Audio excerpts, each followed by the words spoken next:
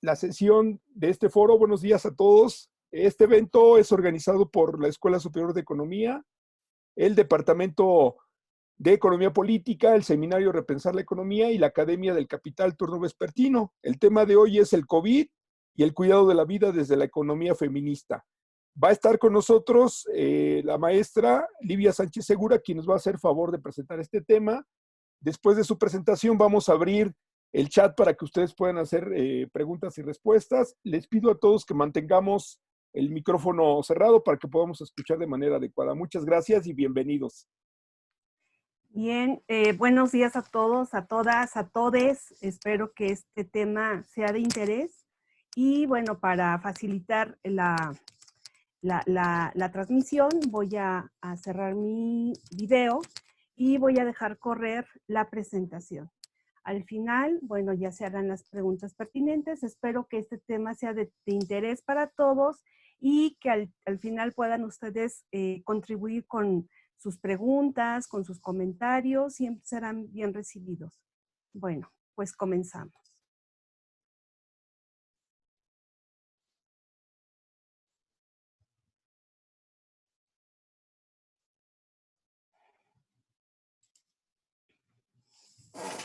El COVID es un tema, es una situación que estamos viviendo actualmente que nos está mostrando una de las peores caras del capitalismo. Han hecho algunos comentarios intentando hacer una analogía con la guerra. Ese comentario, cuando yo lo escuché, francamente me pareció desbordante porque estamos mirando las cosas de manera distorsionada. Pensar que una enfermedad o una pandemia, como es en este caso, pudiera ser semejante a una guerra, pues es que no estamos observando los efectos reales de lo que nos está representando este fenómeno. Cuando es una guerra hay un enemigo concreto, hay un enemigo materializado, hay buenos y malos. Aquí no hay nada de esas características.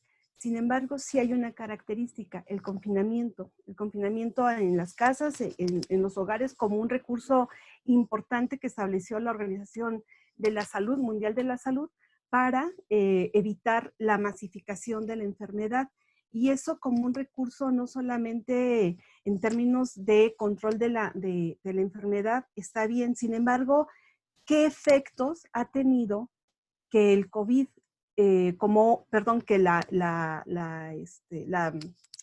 recogimiento en los hogares como un elemento fundamental para el control de esta pandemia y que se ha dado en los hogares, qué efecto ha tenido en relación a un elemento importante que tiene que ver con el trabajo doméstico y el trabajo de los cuidados y de la reproducción de la vida?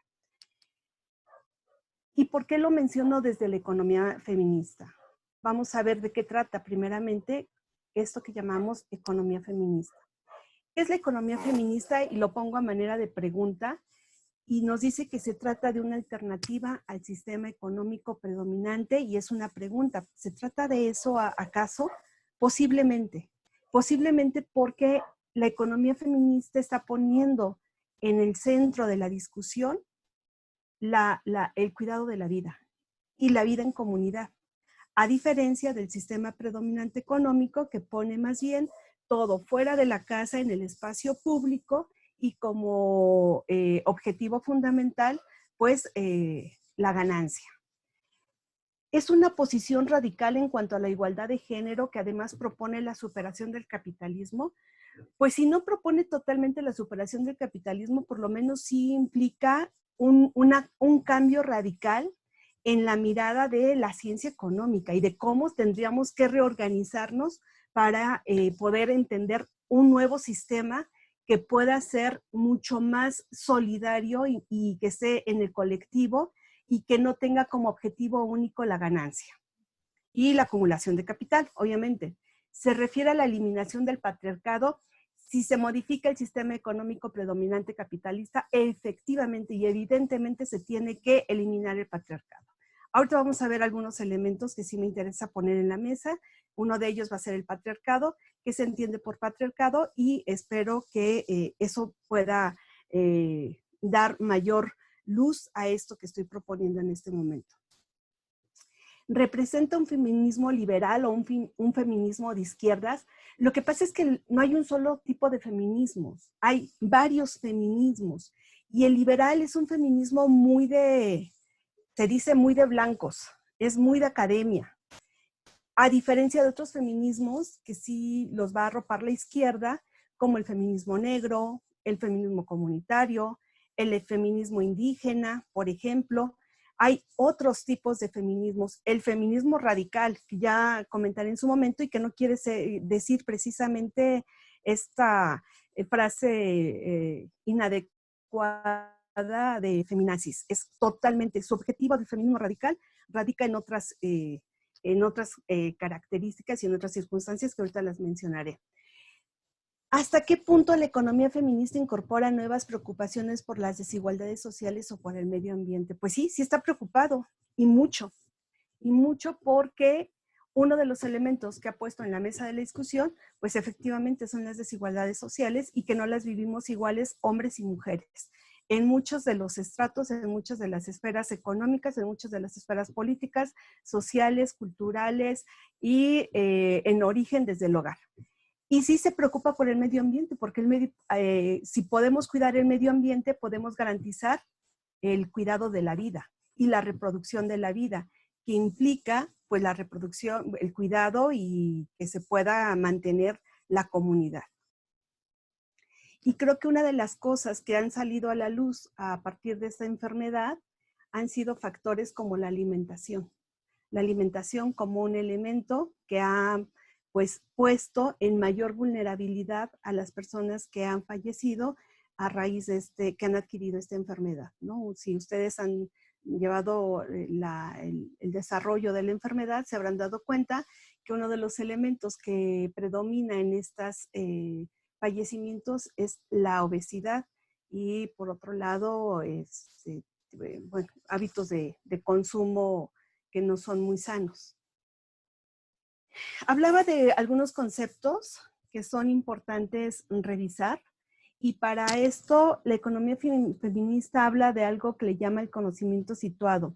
Para el conocimiento situado he tomado elementos de la sociología, de la antropología, de la psicología y de la filosofía y todos estos los ha llevado y de alguna manera los ha conjuntado con esto que llama perspectiva de género. A partir de esto, la economía feminista plantea que no todos los elementos se definen y se contextualizan porque cada desigualdad y cada inequidad es diferente. De ahí que se tengan que revisar por parcialidades cada realidad de cada comunidad de mujeres. No es lo mismo las necesidades que tienen las mujeres en la ciudad que las mujeres rurales. No es lo mismo una mujer en la ciudad, en una colonia popular, en una situación de vulnerabilidad, que una mujer en la ciudad, en las lomas, que también hay feministas allá.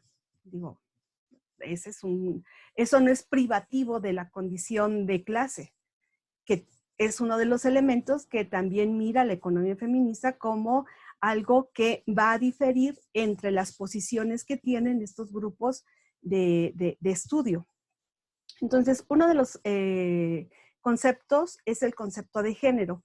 El concepto de género se va a integrar al análisis de la economía feminista a partir de los años 80 y va a ser Joanne Scott quien lo va a introducir en esta frase que ella mira a través de sus investigaciones históricas que dice el género está en todas partes. Para ella el género no es solo una palabra, sino poder abrir la mirada a aquellas mujeres que contribuyeron en cada una de las luchas históricas.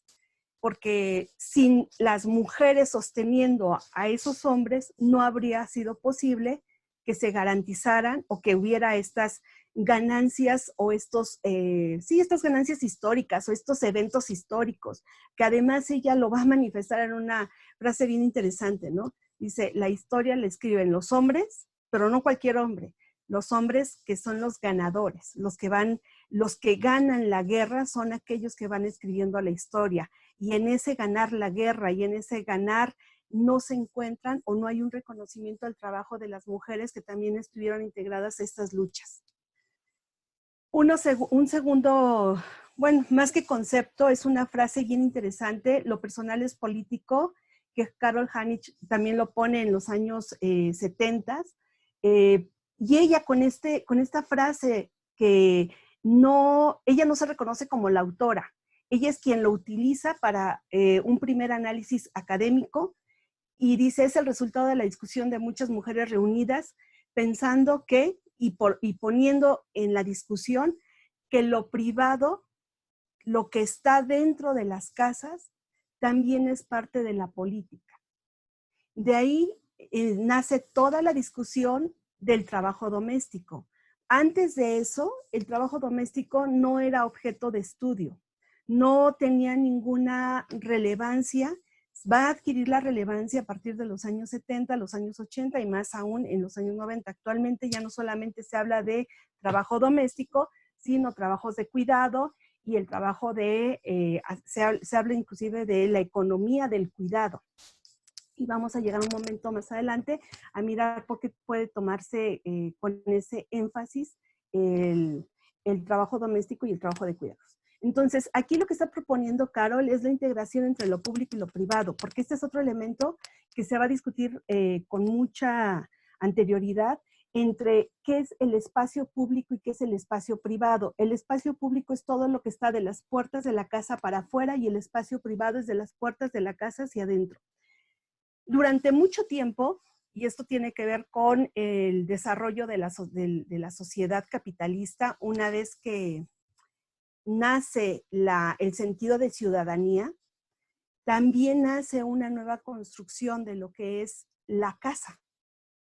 La casa no es esta casa que nosotros conocemos actualmente. Esta casa es un sentido, más bien un remedo de lo que fueron los palacios. Y desde ahí, pues claro, hay una conservación de lo privado, donde nadie entra, nadie sabe lo que sucede, solo los que la habitan.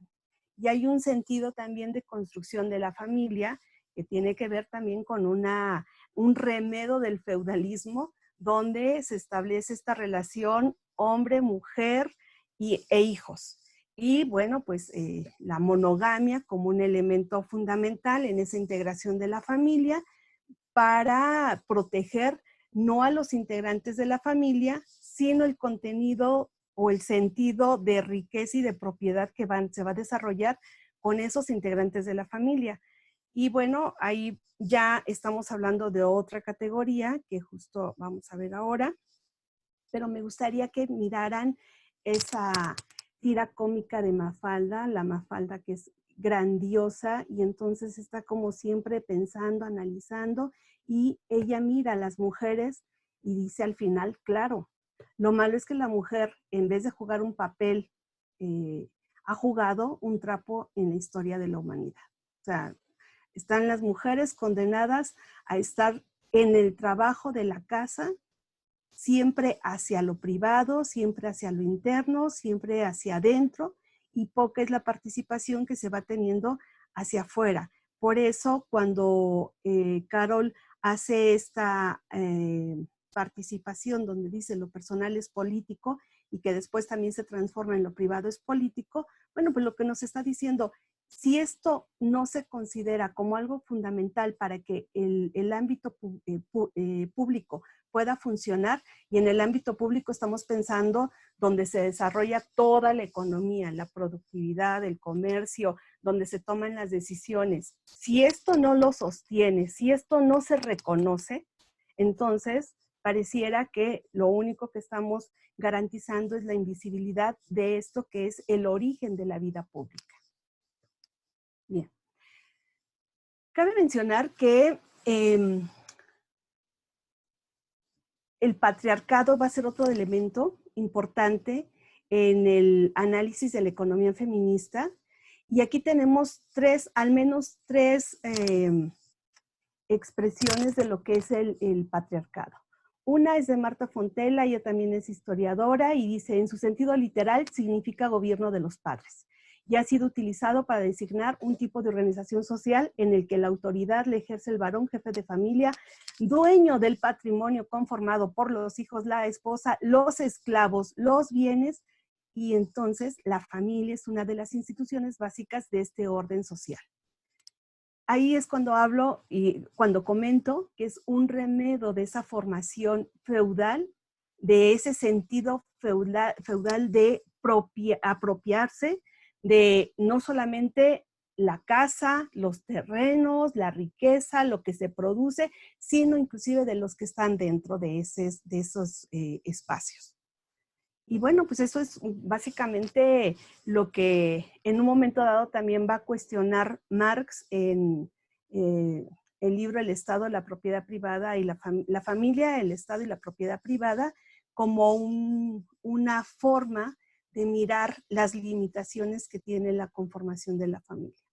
Por otro lado, Gerda Lerner nos dice la manifestación e institucionalización del dominio masculino sobre las mujeres y niños y niñas de la familia y la ampliación de este dominio sobre las mujeres en la sociedad en general. Estamos hablando de dominio, dominio, dominio. Y cuando hablamos de dominio, hablamos de sometimiento. Entonces ya hay dos elementos que son bien interesantes que podríamos un poco observar desde aquí. Uno es la propiedad privada, otro es el dominio, que tiene que ver con el poder, y un tercer elemento que es el trabajo. Esto es por lo que se produce dentro de la organización de la familia. Y está otra definición, que es la de Kate Millett.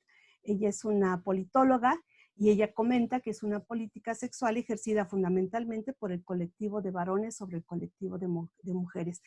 Ella ya está viendo un carácter sexual de dominio del colectivo de los hombres sobre el colectivo de las mujeres. Y aquí hay mucha tela para cortar.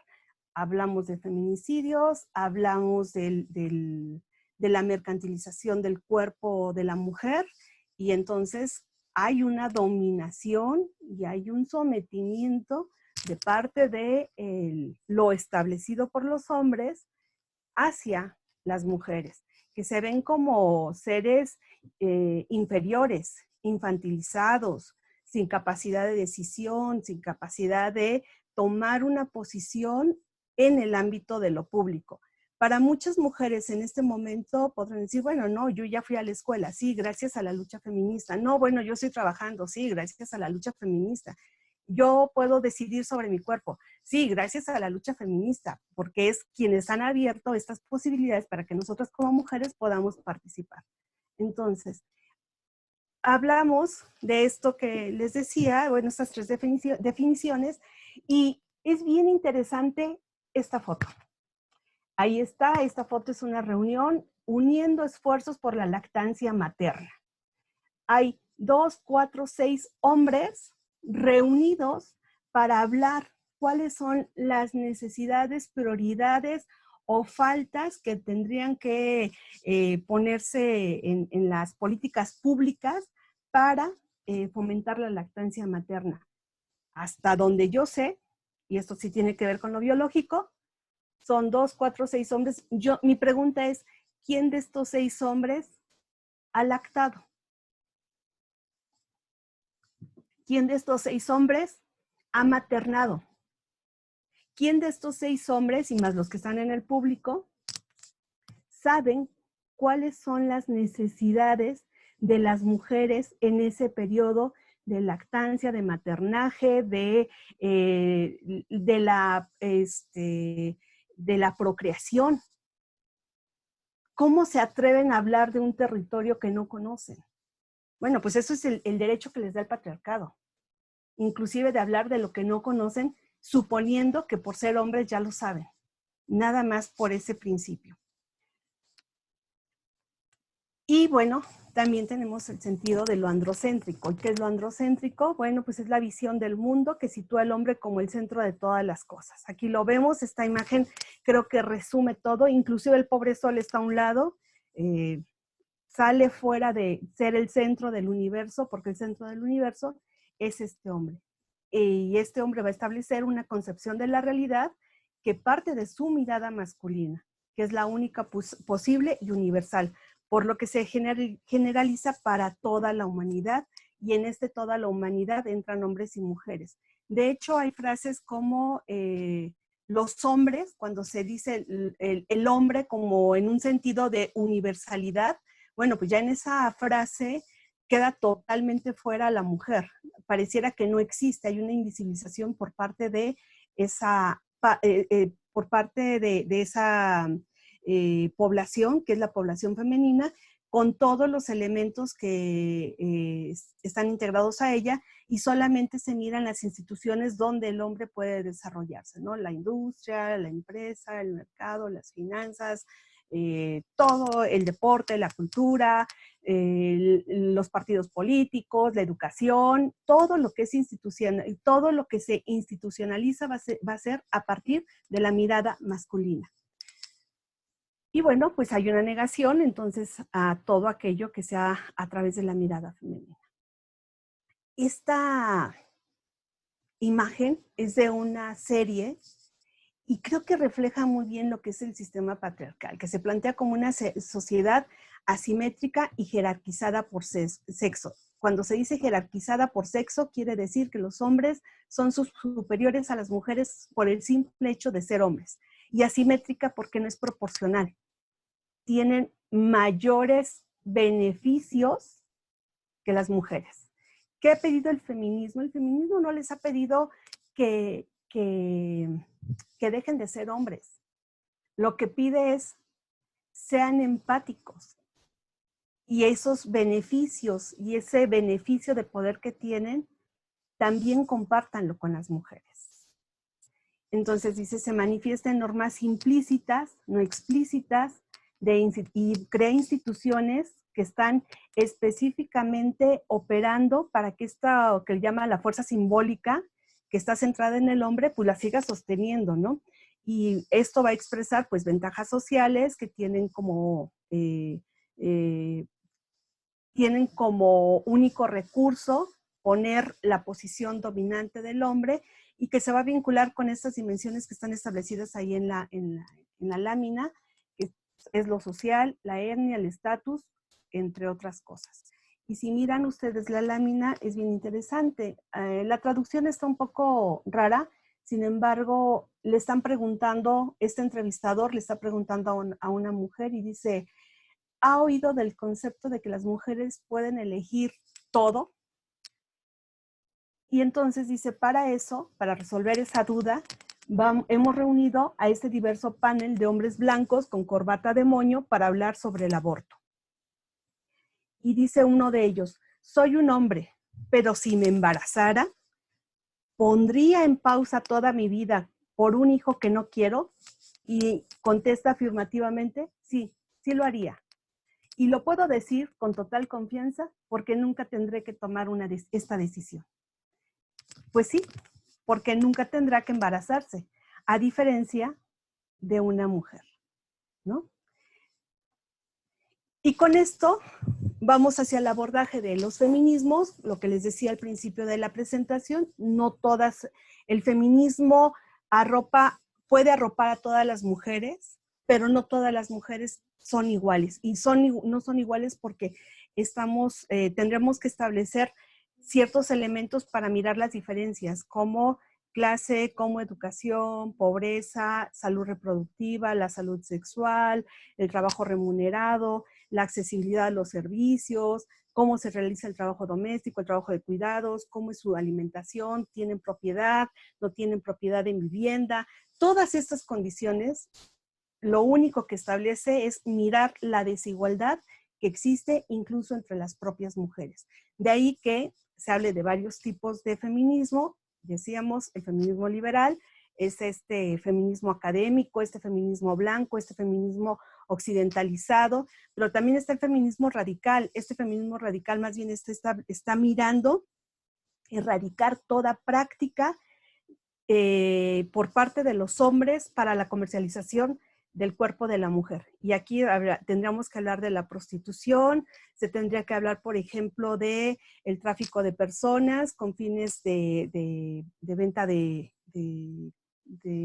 para la utilización en trabajos sexuales, se tendría que hablar de los úteros que se mercantilizan para procrear, subrogados, donde hacen uso de las mujeres más pobres, que miran como esto una posibilidad de obtener y de garantizar recursos para la familia.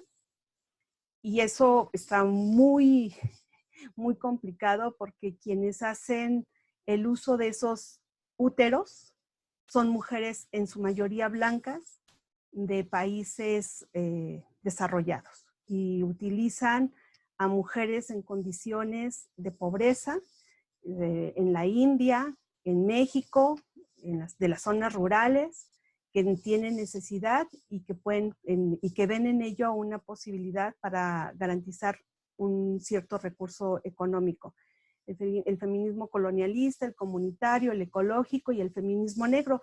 El feminismo negro ha sido bien radical, porque ellas sí se han plantado a decir, el feminismo blanco no me representa. Y no me representa porque tú, mujer blanca académica, has ocupado de mis mujeres o de la condición de cierta población de mujeres negras para poder liberarte del trabajo doméstico. Y lo mismo ha sucedido, por ejemplo, en México, a través de las comunidades indígenas. Muchas de las mujeres que se desarrollan en el feminismo, bueno, pues también han tenido que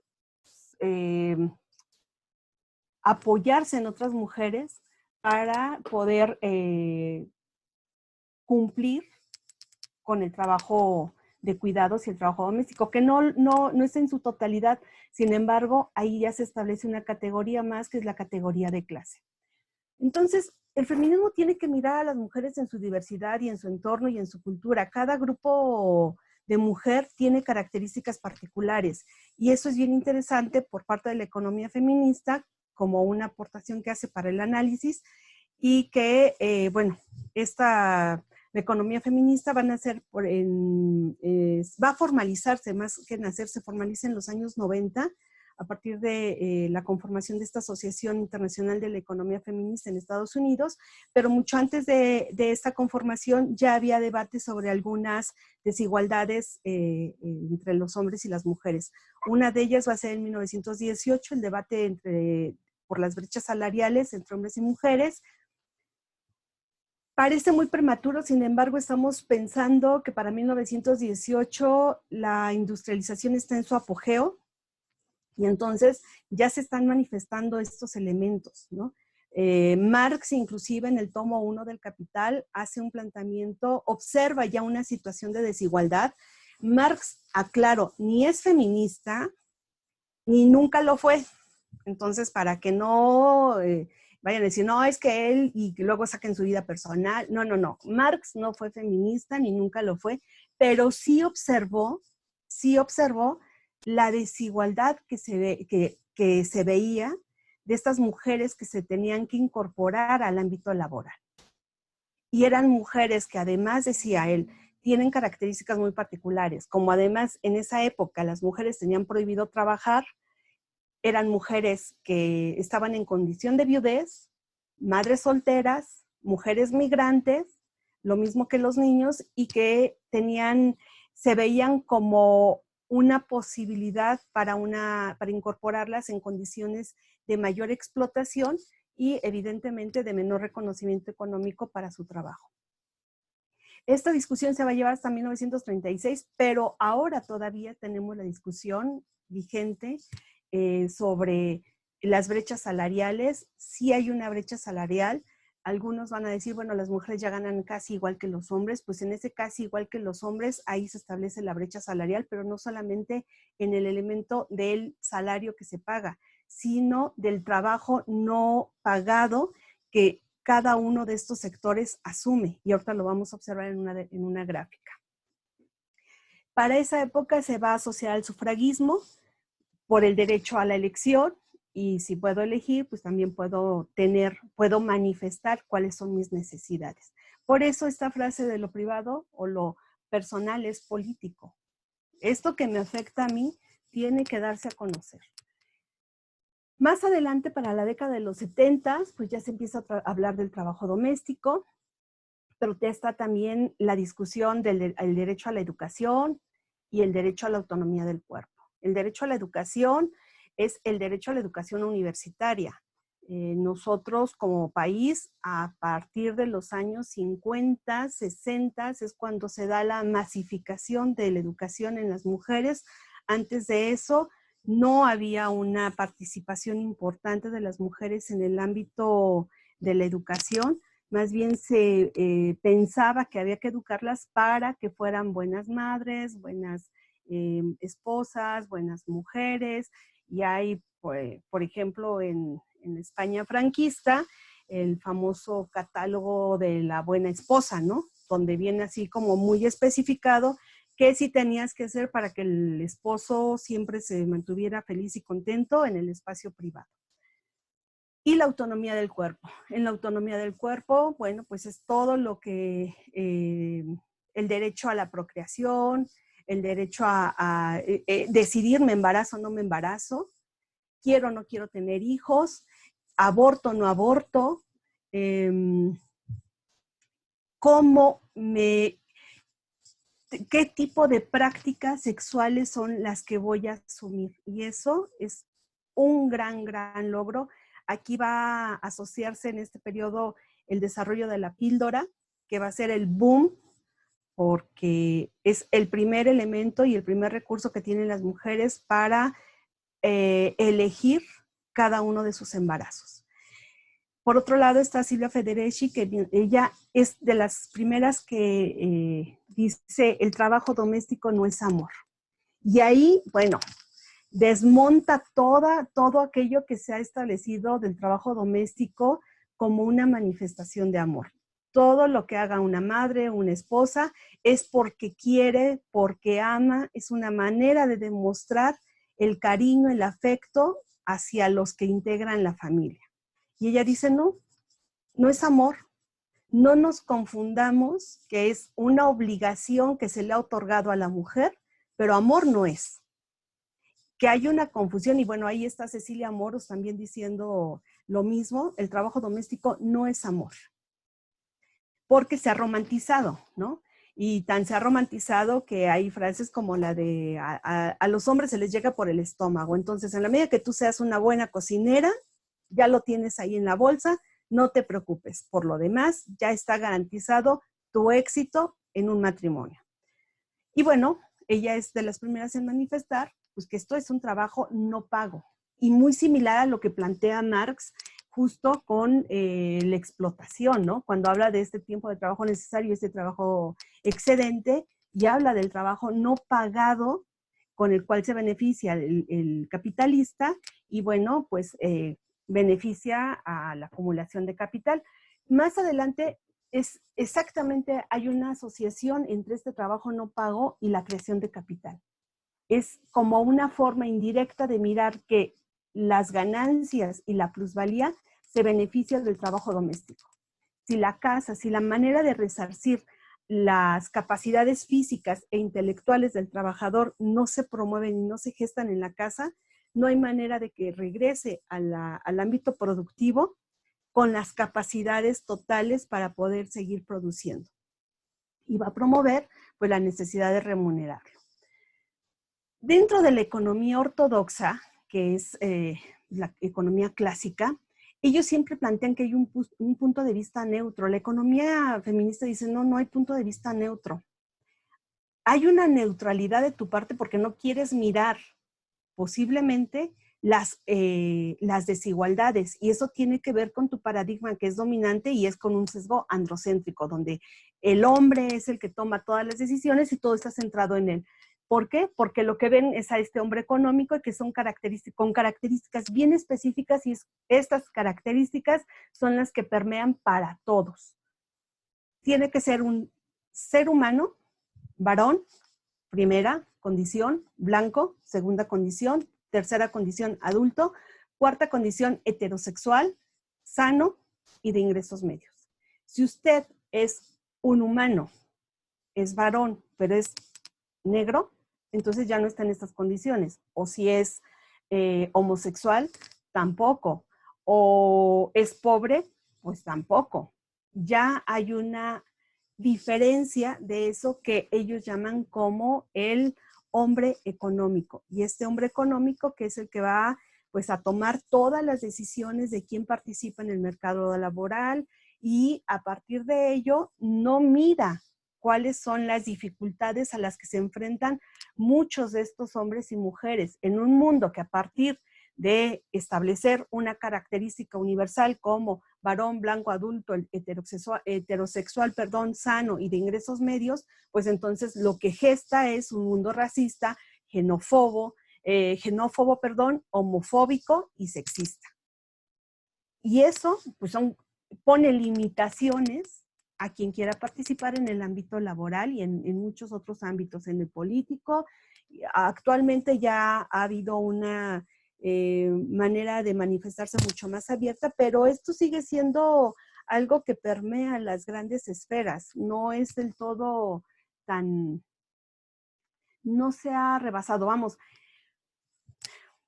es que ni en la... podría de repente alguien decir, bueno, en otro tipo de economías quizás fueron superados estos elementos. No, no es así. Y bueno, ellos lo que están solamente mirando es la máxima ganancia individual, la acumulación como un beneficio, y no están teniendo otros objetivos como la comunidad, la solidaridad, la armonía social, cosa que sí está mirando la economía feminista. Hay dos corrientes dentro de la economía feminista. Una tiene que ver con el marxismo ortodoxo y otra tiene que ver con la teoría neoclásica. La economía ortodoxa, está centrada o está arropada por la economía neoclásica, y desde aquí, bueno, pues sí se van a estudiar a las mujeres como participantes del mercado laboral, pero más vistas como capital humano, y bueno, van a hablar más bien de los trabajos para las mujeres y trabajos de hombres, ¿no? Lo que llamamos el mercado a partir del género. ¿Qué actividades son específicamente para mujeres? Y ahí, bueno, vamos a encontrar una gama de trabajos que se insertan sobre todo en los servicios, y los trabajos de los hombres que se van a insertar en otras áreas como las extractivas o las de transformación. Entonces, ¿cómo se ha ido modificando? Bueno, pues en la medida que las mujeres se han ido insertando en el ámbito educativo, han ido también apropiándose de saberes diferentes y también se han ido incorporando muy lentamente a estos ámbitos que se veían solo y exclusivos de los hombres. Y bueno, en el caso del marxismo, pues sí les ha interesado, sí se ha cuestionado las desigualdades de la mujer. Sin embargo, una de las cosas en las que se ha visto limitado, pues es que no ha cuestionado las normas patriarcales. Y en estas normas patriarcales, pues vamos a encontrar condiciones de subordinación y de opresión hacia la mujer. Y esto se van a manifestar básicamente en los sistemas de propiedad y de herencia, en las prácticas machistas de todo tipo, en violencias contra la mujer, en el techo de cristal, en la división del trabajo, en la naturalización del trabajo doméstico y de cuidados, en las desigualdades en la educación, en las prácticas profesionales y en la segregación en el ámbito laboral, solo por poner algunas.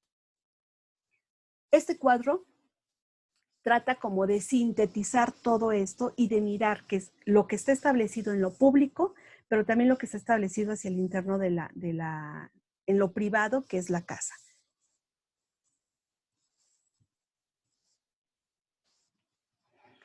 Todos estos elementos los pongo aquí para plantear qué es la economía del cuidado. Y bueno, pues la economía del cuidado se refiere a todas las actividades prácticas que son o están destinadas para la supervivencia humana y que están puestas en la cotidianidad. Nos dice que incluyen el autocuidado, el cuidado directo de personas, la provisión de los elementos que se requieren en la casa, el cuidado de niñas, de adultos, de ancianos, de las personas discapacitadas, inclusive de aquellos que tengan la capacidad para ser autofuncionales, autoproveer su cuidado, ¿no? la economía del cuidado y la economía feminista tienen como dos objetivos. Una es visibilizar el rol sistémico del trabajo de cuidados y por otro lado, dar cuenta de las implicaciones de cómo se organiza el cuidado para en la vida económica de las mujeres. Estas mujeres que ya están saliendo a trabajar, que ya están incorporadas en otras áreas y que no solamente se dedican al cuidado de los hijos o a estar en la casa, ¿no? Y bueno, ¿cómo asociar este trabajo de cuidados a la producción del valor económico?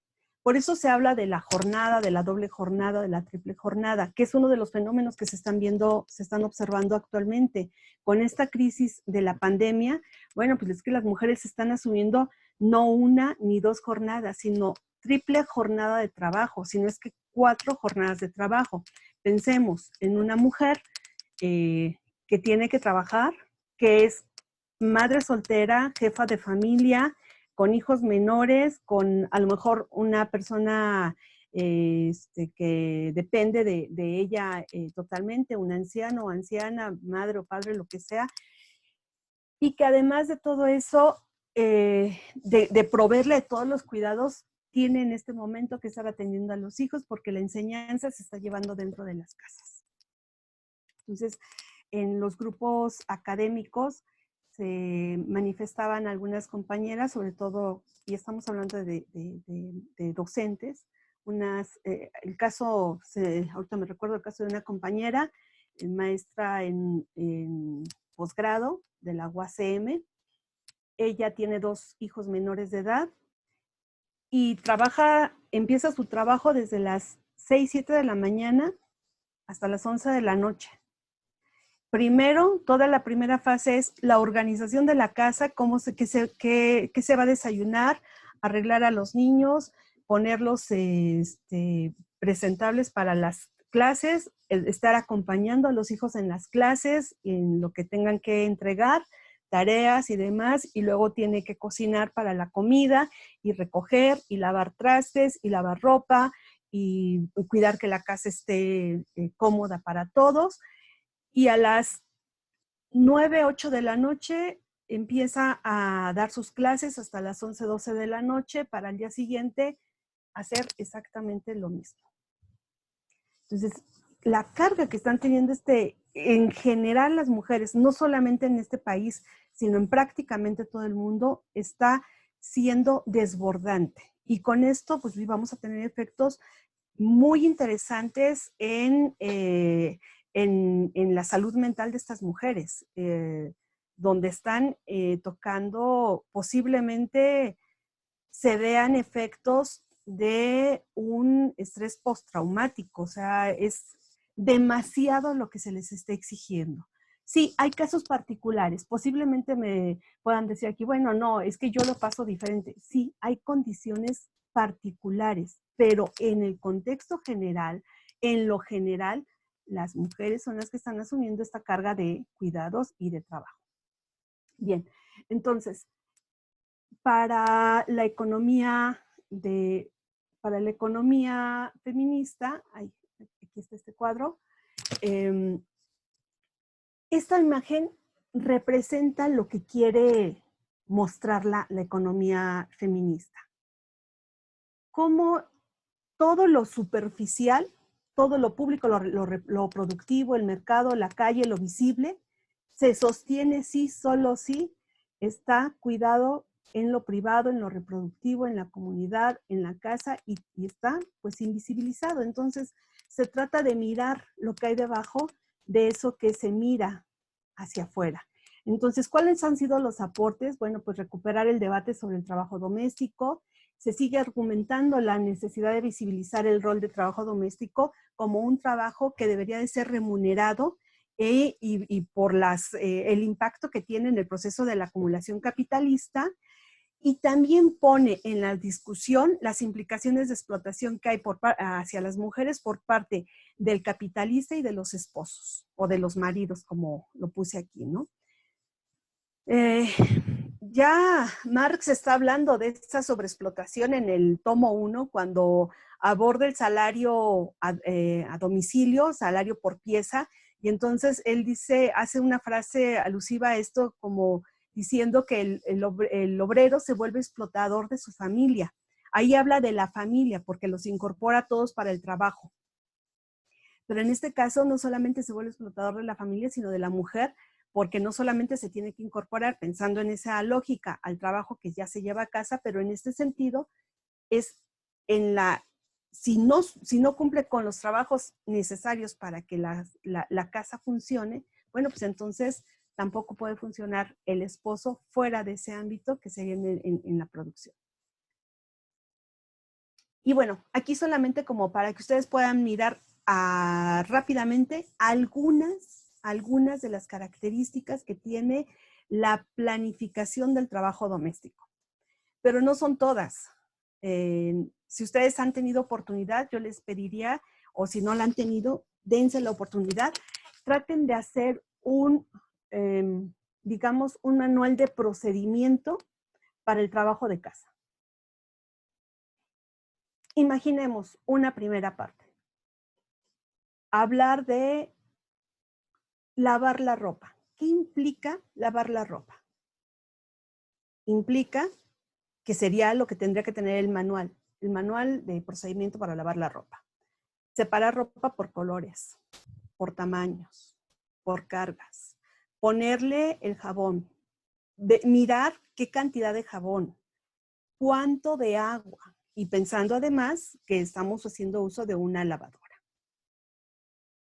Sacarlo, tender, pero tender de cierta manera para que no se arrugue. Todos esos pequeños trabajos son los que no están dimensionados en la estructura de lo económico.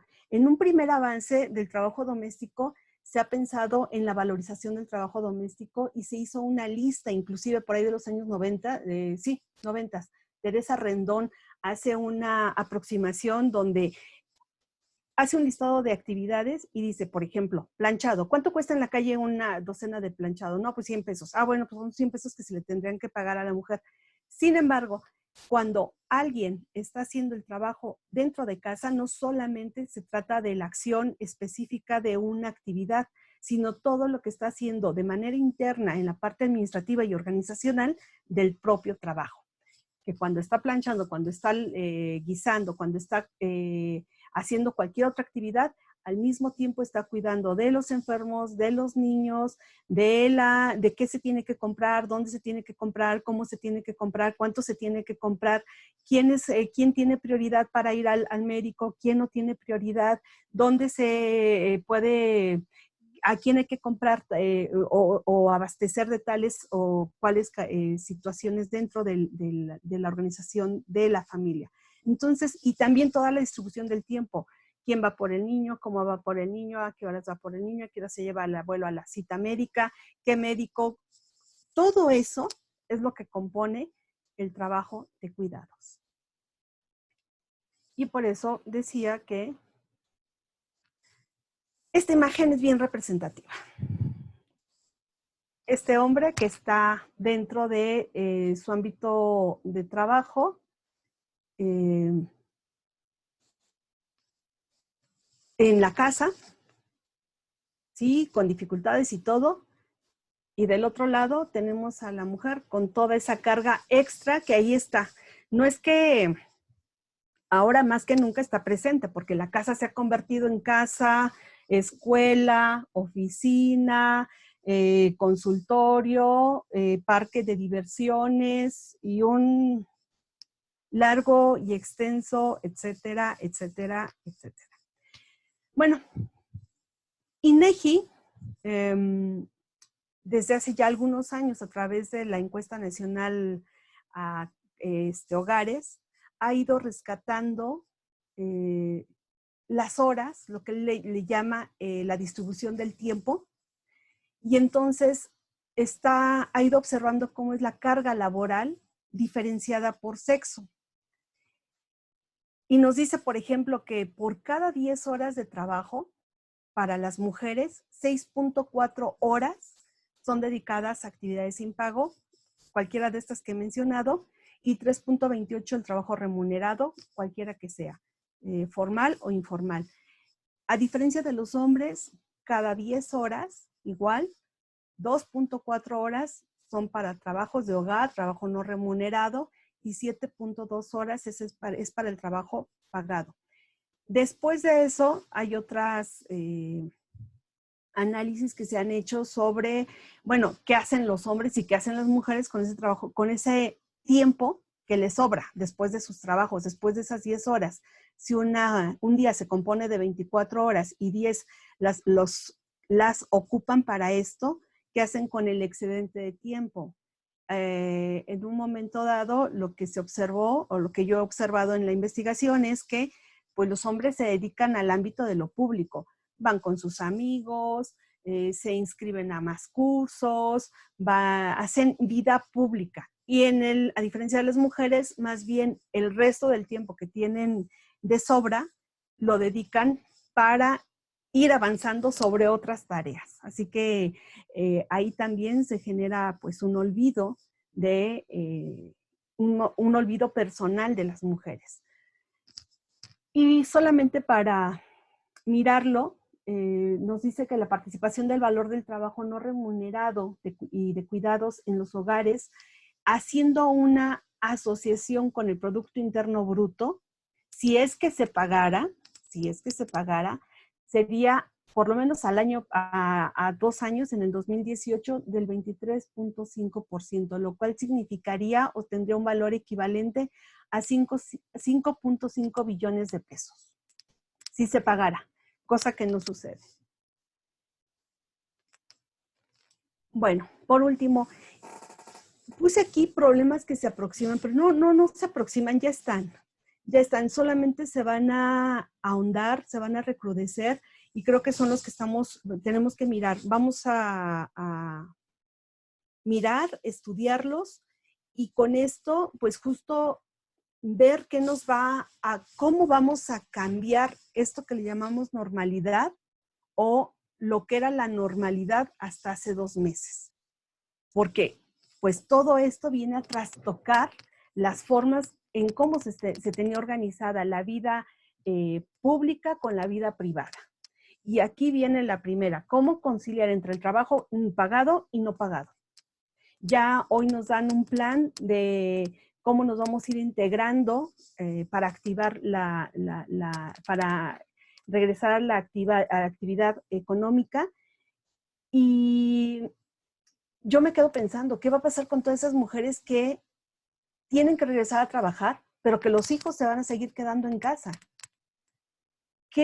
¿Cómo van a solventar esa dificultad que ahora se va a presentar, donde no pueden ya estar bajo supervisión de lo que sucede ahí? Va a requerir necesariamente conciliar el uso de tiempo y de los trabajos de cuidado entre los integrantes de las familias, entre los grupos familiares.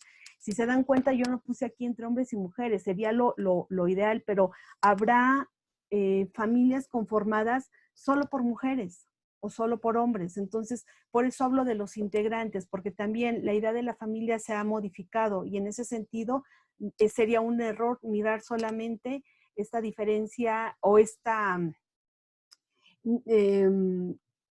sugerencia solamente pensando en la familia tradicional. Sin embargo, sí es importante mencionar que es de urgencia que los hombres asuman la responsabilidad que tienen en la crianza y cuidado de los hijos, no solamente participando económicamente como los que aportan el ingreso, sino también comprometiéndose con el cuidado y alguna de las actividades domésticas. No sería ayudar, es que hay una correlación de intereses de los que conviven en esos espacios. La ayuda es voluntaria. Asumir la responsabilidad implica el compromiso de lo que te corresponde, porque usas y participas de ese espacio. Otro elemento que miro es qué va a pasar con los trabajos que se caracterizan fundamentalmente feminizados. A partir de esto, ya no podríamos solamente pensar que los hombres, que las mujeres, por ejemplo, que son las que ocupan la mayor cantidad de participación en el trabajo doméstico, sí pagado. Las trabajadoras domésticas, y de hecho así se denominan trabajadoras domésticas, que tanto a partir de esta crisis podrá haber incorporación también de hombres haciendo y desarrollando este tipo de trabajos, por ejemplo.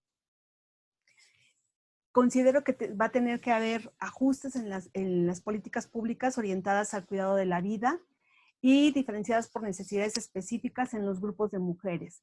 Aquí tendríamos que seguir pensando en fortalecer a guarderías, en apoyos económicos a madres solteras, en comedores comunitarios que facilitarían la vida de estas mujeres y de estas familias. Aunque aquí, ay, no sé, yo pongo todavía como muchas interrogantes, más bien estaría pensando en la organización de las mujeres a través de redes, de redes comunitarias, de redes que permitan la integración de mujeres que puedan participar en el cuidado de los hijos de manera colectiva. Y yo creo que esa es una de las cosas que nos está mostrando en este momento de la pandemia. Dejar de ver al individuo para mirar a la comunidad, al colectivo, cómo fortalecer el desarrollo de las comunidades en su sentido más en lo micro y no en lo macro. Y desde ahí, bueno, cambiar las dinámicas, inclusive poblacionales, de las ciudades a las zonas rurales. ¿Qué tanto en este momento sería mejor tener un espacio mucho más grande de vivienda que el que te proporciona la ciudad, ¿no? Porque también nos está llevando a mirar que se debe de fortalecer, por ejemplo, la producción local de alimentos, ya sea para el cambio o para el autoconsumo. Hace unos días veía ahí unos memes de la Facultad de Química que decía algo así como, en este momento no estoy pensando en entregar mis trabajos, sino más bien que mis papas se produzcan y se produzcan bien. Y es una realidad, o sea, ahorita, en este momento lo que nos está mostrando la crisis es necesitamos reactivar nuestras actividades dentro de casa productivas y productivas en alimentos. Y ahí se requiere también el trabajo de las mujeres y de los hombres para ayudar. El fortalecimiento en la vivienda digna. Es un tema bien amplio. Creo que el hacinamiento es uno de los factores que está detonando la violencia en este momento. Hace algunos años salió un artículo que planteaba que el tamaño de vivienda que se tenía en las ciudades era como de 40 a 50 metros, eran departamentos, pero que había zonas donde esa área de convivencia la compartían hasta de 10 a 15 personas, que eran como 3 familias, pero que tenían una organización donde se rotaban las habitaciones para dormir y entonces, bueno, pues eso facilitaba la organización de ese pequeño espacio. En este momento donde todo el mundo tiene que estar resguardado en la vivienda, bueno, es que ese lugar ha de ser insufrible, pues no hay manera de tener un espacio privado para las personas que conforman esas familias o esa familia. Y esto tiene que ver con la dificultad económica para adquirir una vivienda propia por familia. A partir de esto, bueno, otro elemento que se mira como un pendiente y que también la economía feminista lo ha abordado es el fortalecimiento y atención en la prevención de las violencias, no solamente fuera en lo público, sino en lo privado, y eso tiene que ver con violencias domésticas, que en este momento se están manifestando con mayor importancia por la pérdida de empleos y por otros factores que van a estar ahí haciéndose presentes, ¿no? Fortalecer el programa de la salud reproductiva de las mujeres. Se espera un pico de nacimientos para finales de este año por el encierro, por el abuso que pudieran estar algunas mujeres sufriendo al interior de las casas y por no tener el derecho a abortar si no fuera su necesidad. Sin embargo, no todo está perdido. Hay cosas también muy significativas que está mostrando esta crisis y es el retorno de las parteras, que tiene que ver con la salud reproductiva y que también este es otro tema a discutirse y que es bien interesante.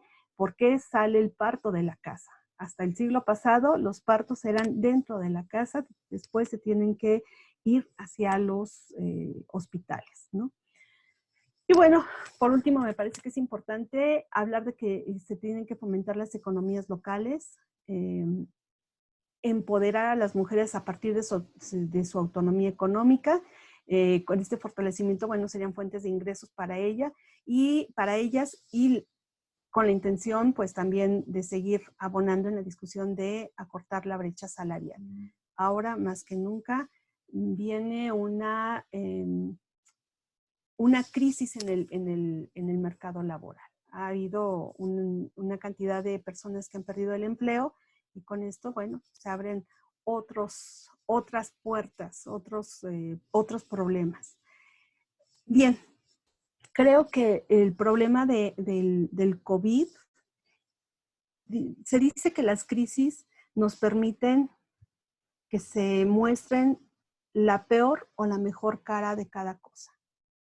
Y yo creo que ahora nos están tocando mirar una de las peores caras del sistema capitalista. Y considero que estamos llamados a mirar qué tenemos que cambiar. Hablar de la normalidad es hablar de lo que ya está establecido. Sin embargo, lo que ya está establecido ya no está funcionando como tal. Entonces ahora, ¿qué necesitamos cambiar? ¿Hacia dónde tendremos que orientar estas nuevas formas de convivencia, estas nuevas formas de relacionarnos y qué tendremos que cambiar del propio sistema? Bueno, pues yo llego hasta aquí. Sé que hay mucho más que decir, sin embargo, yo en este momento dejo el tema expuesto hasta este punto y si hay alguna duda, pues con gusto respondo. Muy bien. Gracias. Pues, muchas gracias, Livia. Te agradecemos mucho esta exposición extensa, con mucha pasión, con muchos elementos que tal vez no hemos considerado en nuestra vida cotidiana y en nuestra reflexión, ¿no? Creo que al final el tema tiene que ver con la posibilidad de repensar mucho de lo que hacemos, de lo que vivimos, y pensarlo desde la economía, bueno, también implica un gran esfuerzo. Entonces vamos a dar pauta a algunas preguntas. Voy a leer, tratar de resumir alguno de los mensajes y vamos avanzando. De parte de Víctor Hugo, nos comenta, dice, cada cabeza es un mundo y cada quien habla de lo que ve. Dice, la familia como núcleo de la sociedad desaparecerá para dar paso a un tipo de relación temporal, laboral y económica. ¿De qué manera la dimensión económica feminista contempla una transición paulatina para transformar a la sociedad patriarcal? Y bueno, te manda muchas felicitaciones, Livia, por este interesante tema que le parece pertinente ahora que vamos a transitar una nueva normalidad, a un nuevo orden social, ¿no? Entonces, bueno, iniciamos con esperamos que lleguen algunas otras, por favor. Pues lo que pasa es que sí creo que cada persona es un mundo y cada persona tiene una percepción distinta. Sin embargo, yo creo que la economía feminista no trata de hablar de las individualidades, sino de las colectividades. Y uno de los elementos que se ha considerado es que la familia ya no es la familia tradicional, esta familia que está organizada o que está puesta como papá, mamá e hijos, sino hay una diversidad de familias y que en esa diversidad de familias, pues todas se integran en un sistema económico. Me parece importante mirar, o más bien decir que la economía feminista está viendo como un momento de transición, justo revertir el enfoque, mientras que para la economía vista desde el sistema capitalista está centrada en la individualidad, en la ganancia, en el éxito económico, la economía feminista lo que está poniendo de relieve es el cuidado. Y el cuidado se va a garantizar sí, siempre y cuando tengamos alimentos, tengamos casa, se proteja a los niños, se proteja a los ancianos, se proteja a las personas, no a la familia únicamente, sino al conjunto de personas. Y eso es mirar a la comunidad. Hay muchos elementos que se están experimentando, curiosamente, de regresar a la comunidad. Considero, no sé, quizás mi cabeza está así como intentando resumir, pero algo que observo, por ejemplo, en varios jóvenes en este momento, jóvenes ya en edad productiva, no en edad de formación, estoy hablando la generación de los chicos que tienen en este momento como entre 25 y 30 años, su objetivo en esta crisis es tener una tierra que les permita tener un espacio donde vivir y donde producir.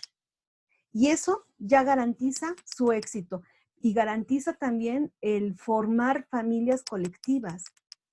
Y eso es bien interesante porque entonces dejamos de mirarnos en lo individual y empezamos a mirar lo que nos interesa a todos en el conjunto de las personas. No mirar solamente el éxito como el éxito económico, sino puedo ser exitoso si tengo la capacidad de alimentarme con mis propios alimentos. Si dejo de consumir de manera desbordada. Entonces, creo que la economía feminista está poniendo en cuestión, está cuestionando la manera en cómo se está organizando esta sociedad capitalista y patriarcal, porque entonces también es no sacar a los hombres, sino integrarlos de manera distinta. Digo, la sociedad se conforma por estos dos géneros, así que pensar que todos los hombres tienen que salir sería absurdo, totalmente absurdo. Habrá posiciones que así lo asuman, yo no. Y creo que lo que yo he revisado de la economía feminista no lo propone en ese sentido, sino hacer colectividad. Muy bien, bueno, vamos a seguir leyendo. Diego Cano, mira, pregunta, en cuanto a avances tecnológicos, de acuerdo con la CEPAL, en el 16 se estimó un gran aumento del desempleo en administración y oficinistas, y es ahí donde se encuentra el mayor porcentaje de mujeres.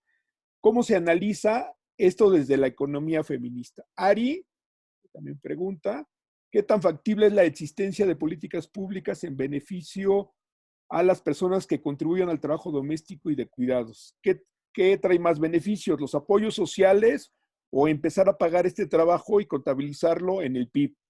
¿De qué manera sería? En caso de una pareja heteropatriarcal, ¿el hombre pagará a la mujer? Es una buena pregunta. Bueno, Diego agrega otras preguntas. Si quieres, avanzamos con la primera parte y luego te leo las que vienen, ¿no? Sí, yo creo que las mujeres en este momento van a tener van a ser las más afectadas en cuanto en el ámbito laboral. Y considero que si son oficinistas tendrán una mayor posibilidad de conciliar entre el trabajo y la vida privada, más en estas condiciones en las que estamos actualmente, donde no se requiere de la presencia de estas mujeres en el espacio de la empresa o en el espacio laboral. No quiere decir que sea lo mejor, es simplemente mirar que es una posibilidad. Porque cuando se invade el espacio privado con las tareas de trabajo, hay digamos que hay una mayor explotación. O sea, no hay una división clara entre el espacio de trabajo y el espacio privado. En cuanto a ¿qué es mejor? ¿Pagar quien haga el trabajo doméstico o pagarle a las mujeres? Es que ni bueno ni malo. Hay avances, de hecho ya hay se ha formalizado el pago a las trabajadoras domésticas, ya está formalizado por horas, por actividades, actualmente tienen el derecho, por ejemplo, a ser incorporadas al IMSS.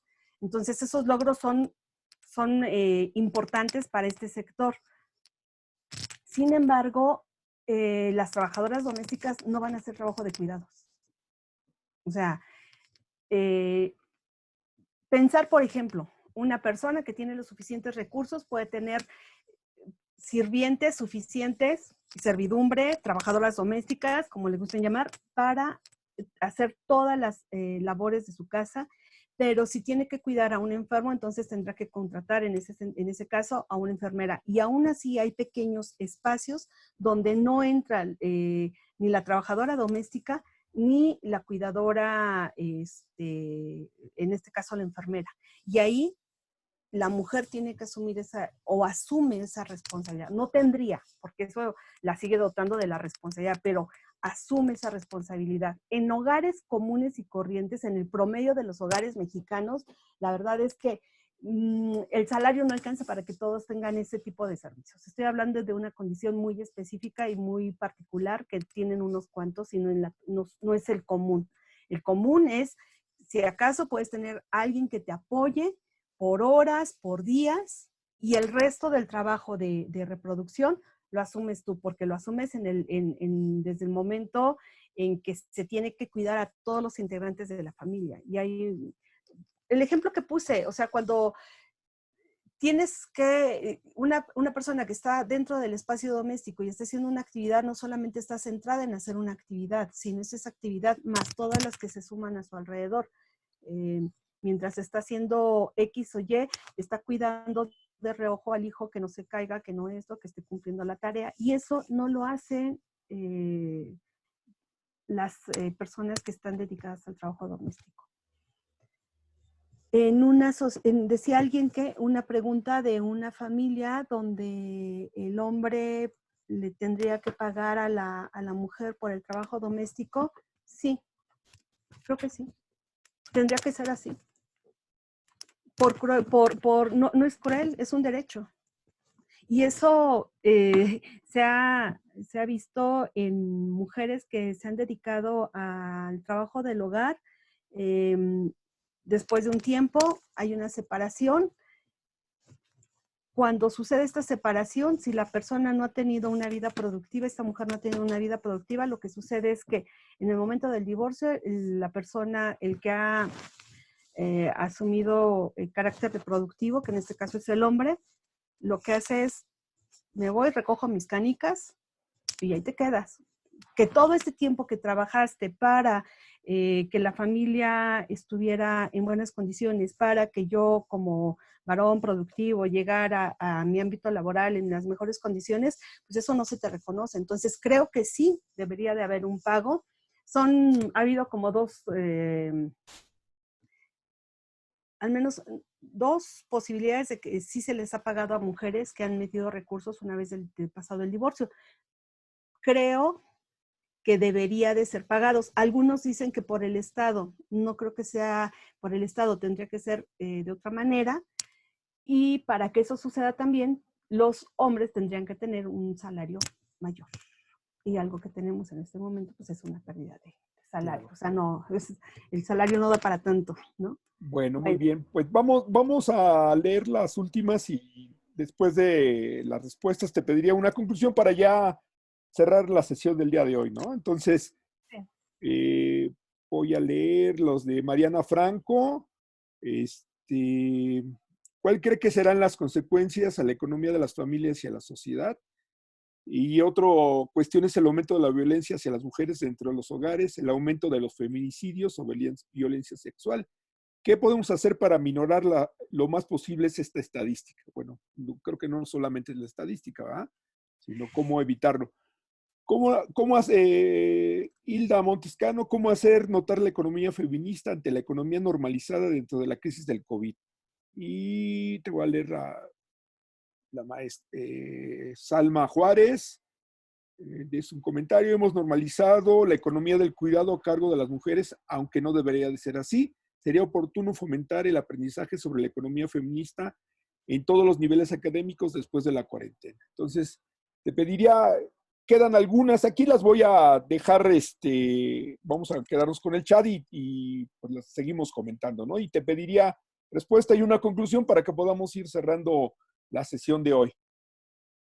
Sí, yo quisiera resumir tanto la pregunta de la violencia hacia las mujeres como qué tendría que venir después de esta crisis. Pues es que los cambios se dan no de las instituciones hacia adentro del hogar, sino tiene que ser del hogar hacia las instituciones. Ahí Foucault es insuperable en esa visión que da cuando su planteamiento dice, pues es que estamos totalmente institucionalizados, pero a partir de la familia. Entonces, el cambio fundamental tiene que ser al interno de la familia. ¿Cómo? Pues transformando nuestro pensamiento, nuestra forma de cómo pensamos y establecemos nuestros códigos. Habrá quien diga, si alguien en este momento está pensando que las mujeres solamente son las únicas responsables del cuidado al interno del hogar, pues yo creo que aquí abriría yo más bien la invitación para que esta persona experimente. Creo que esta crisis les ha permitido experimentar lo que es estar en el espacio doméstico, ¿no? Alguien decía, de todas las películas de zombies y demás, pues nadie ha dicho qué se hace con los trastes que salen, porque salen y salen y salen y salen y salen todo el tiempo y en todo momento. O sea, acabas de lavar un traste y está otra vez 5 más, ¿no? Eso es como el fenómeno más importante que se ha visibilizado. Entonces, considero que ahí es donde empieza la transformación, pero también empieza en lo individual, haciendo cosas en las que considero que no me tocan, pero que sí me tocan. O sea, barrer, trapear, es parte de la comodidad colectiva, así que sí te toca. ¿Y por qué? Porque vives ahí, porque disfrutas de ese espacio y necesitan hacer más armoniosa la convivencia. Y lo mismo sucede para la violencia de género. ¿Cómo se podría modificar esa tendencia de la violencia de género? Pues justo cuando los hombres piensen que no son que no tienen o no son no son superiores a la mujer. Cuando estén sensibilizados, y eso es formativo en las familias. Entonces, considero que por muchas políticas públicas que haya, insisto, no va de afuera hacia adentro, es de adentro hacia afuera. Las políticas públicas facilitan, ayudan, promueven, pero no modifican el pensamiento. Solamente son participativas. Así que yo más bien haría la invitación a que pues los compañeros se incorporen a esta nueva forma de explicar su masculinidad a través de las nuevas masculinidades, que es bastante interesante. También es importante cuestionarse cómo participan como hombres en una sociedad patriarcal que les ha cargado muchas responsabilidades. Entonces, pues la invitación sería esa, a cambiar nuestra forma de cómo interpretamos la realidad. Buscarle otra explicación. Y de la economía feminista, pues mira, yo estoy convencida de que un cambio importante en todas las escuelas de economía es que tenemos que integrar esta visión, esta perspectiva, esta forma de analizar la realidad. Y creo que aquí el maestro Alfonso ha estado interesado en estos temas. Espero que más adelante pues ya se puedan incorporar a los programas educativos, al programa educativo de la Escuela Superior de Economía, y eso pues va a abrir otras oportunidades de análisis. Bueno, pues muchísimas gracias, Livia.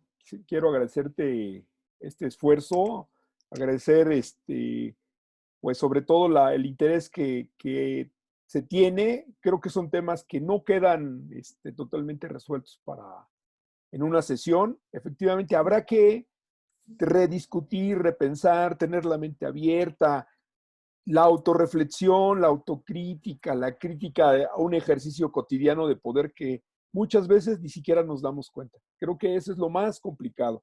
Ahora estar encerrados implica volver a vernos, reencontrarnos con muchas cosas y muchos aspectos de nuestra vida cotidiana que no los teníamos contemplados, ¿no? La normalización pues se va a volver anormal, ¿no? Diría yo en términos estadísticos. El mundo está cambiando y el mundo tiene que cambiar con la humanidad, con toda la humanidad, pero no solamente con los humanos, sino también con otros seres vivos, que es otro gran tema que también siempre me gusta traer a cuento, porque hay otros seres vivos en este planeta y a veces parecería que esta visión antropocéntrica donde es la humanidad, pero es el hombre y es el eje de todo y todo está a nuestro beneficio. Tiene que acabar. Eso es un ejercicio reflexivo profundo y la economía tiene mucho que aportar. Entonces yo agradecerte, me quedo con muchas preguntas, con muchos temas que habrá que analizar desde la academia, desde la vida práctica, pero me parece muy importante que sigamos con estos ejercicios, ¿no? Yo quiero agradecerte a nombre de la maestra Margarita Aguilar Santos, directora de la escuela, que bueno, también nos ha apoyado en estos ejercicios de discusión, de análisis, de reencontrar también el sentido a nuestra vida académica cotidiana. Digo, superar esta imposibilidad de vernos físicamente, pero que no nos puede dejar fuera de vernos en el ámbito académico, en el ámbito del análisis de lo cotidiano, ¿no? Desde nuestra disciplina, que es una disciplina muy importante, que tiene mucho que decir, tiene que reivindicar muchos aspectos de la vida, ¿no? Lo ambiental, lo social, el tema de la mujer, que es un tema sustantivo, ¿no? Son más de la mitad de la humanidad, nada más por ese simple hecho. Nada Estamos, más. estamos obligados, y te lo quiero decir, desde el ámbito de los hombres, pues estamos obligados a ser autocríticos, ¿no? Es muy difícil, creo que ya algún día hablaremos de las masculinidades, que me parece un tema sustantivo. Bueno, agradecerles a todos su participación. Yo quiero comentar que la siguiente semana vamos a tener otro tema. Va a estar con nosotros la doctora Miriam García Piedras, va a hablar sobre una mirada reflexiva sobre el COVID-19 desde los horizontes de la filosofía. Y bueno, pues como siempre hay que buscar los puntos de encuentro con otras, la interdisciplina, la transdisciplina, la multidisciplina. Hoy es sustantivo, no puede haber un solo camino para avanzar. Tenemos que mirar, como decía aquella canción de Silvio Rodríguez, ¿no? No solamente hay que mirar al piso y al horizonte, hay que hacer un ejercicio sistémico más profundo, ¿no? Tenemos que utilizar, diría yo, todo nuestro cerebro para contribuir a la creación de un nuevo mundo, un mundo mejor para todos, ¿no? Y en el mundo mejor vamos mujeres, hombres, niños, adultos, seres vivos de este planeta, el mismo planeta, ahí habría que tomarlo en cuenta, ¿no? Hay una responsabilidad histórica y bueno, habrá que juzgar al capitalismo en este proceso histórico, ¿no? Creo que ese es un ejercicio todavía más profundo, que requiere un ejercicio de análisis muy crítico, ¿no? Pero bueno, lo vamos a dejar hasta aquí. Agradecerles, Livia. Muchas gracias. Te mando un fuerte abrazo a la distancia. Gracias. Te agradezco mucho. Sé que es un esfuerzo porque habíamos estado en otras dinámicas, pero bueno, agradecerles a todos, invitarlos a la siguiente sesión el próximo miércoles y bueno, muchas gracias por su participación. Estamos pendientes, vamos a concluir la sesión de hoy. Agradecerles a todos. Quédense en casa, hay que cuidarse, hay que seguir instrucciones.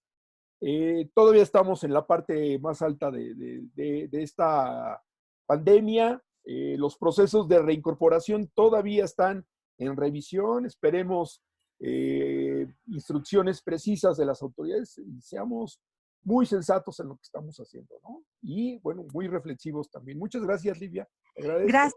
Gracias a todos y me despido dejándoles un abrazo. Espero que pronto regresemos a las calles. Es mi más profunda esperanza volver a pisar la calle. Bueno. Pues muy bien, muchísimas gracias a todos. Nos estamos viendo. Cuídense, no salgan de casa. Hasta luego. Chao, chao.